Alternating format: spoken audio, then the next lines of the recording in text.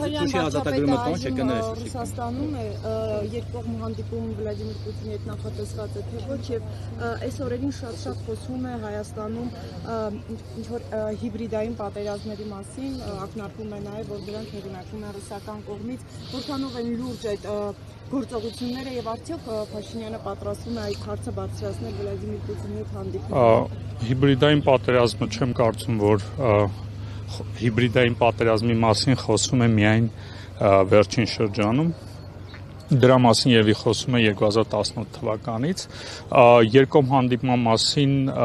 եկեք սպասենք, կարծում եմ մամուլի ծառայությունը եւ վարչապետը եւ Կրեմլի դրա մասին կխոսեն։ Եկեք ես դրա մասին չխոսեմ։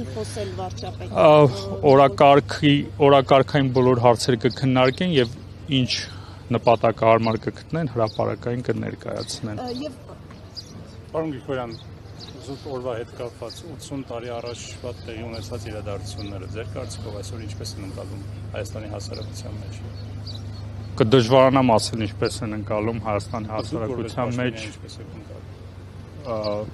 Ինչ առումով ինչպես եմ ընկալում։ 45 թվականի հաղթանակը, չգիտեմ, այդ բանը հիշողությունը ինչպիսին է այսօր, ինչ ընկալում ունի։ Դժվարանում եմ հասկանալ հարցը, եթե ավելի կոնկրետացնեք, ինչ տեսակի հիշողություն, որովհետև հայերը, տեսեք, երբ խոսքը գնում նրա մասին, որ ինչու էր, օրինակ Նիկոլ Փաշինյանը Հայաստանի վարչապետը մասնակցում այսօր Մոսկվայում տեղի ունեցող իրադարձություններին, ասում է, որ 300,000 զոհ ենք տվել, Հայաստանը, հայությունը, եւ դրա համար այս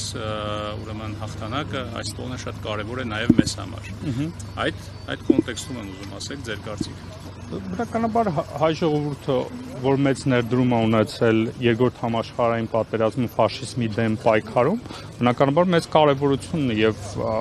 համոզված եմ եւ հանրության համար եւ մեզ համար եւ բոլորիս համար։ Եվ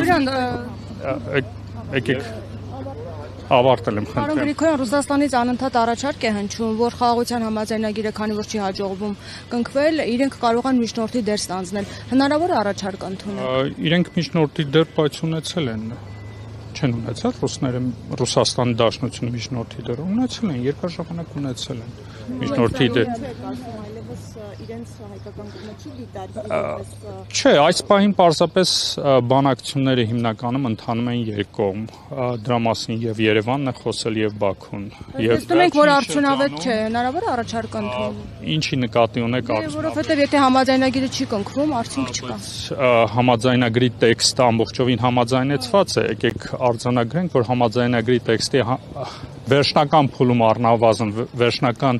ինտենսիվ փուլում, երբ որ տեքստներ համաձայնեցվում, երկկողմ բանակցությունները ընթանում։ Եվ վերջին հարցը կաշկանդվածություն ունենք, պարոն Գրիգորյան, որ չենք ցանկանում առաջարկը ընդունել։ Ինչ կաշկանդվածություն ունենք։ Այդ որ իրենք միջնորդ լինեն։ Միգուցե այդ դեպքում համաձայնագիրը կնքվի։ Նախ Հայաստանը միայնակ չէ այս բանակցություններում։ Ի նկատի ունեմ խաղաղության համաձայնագիրը Երևանի եւ Բաքվի միջև, դրա համաձայնությունը եւս Բաքուն եւս պետքա տա,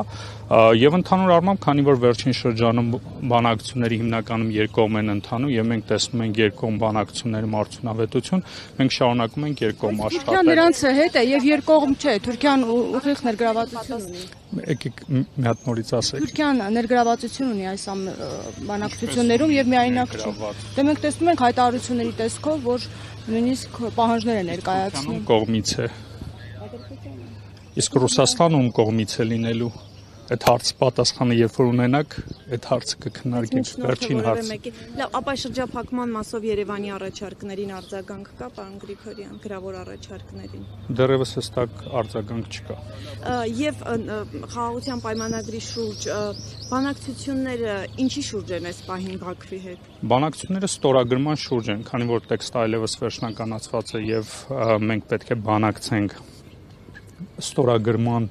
տեղի եւ ժամի վերաբերյալ հիմնական բանակցությունները սրա մասին են։ Շնորհակալություն։ Համանազատման հանձնաժողովները շարունակելու են աշխատանքը։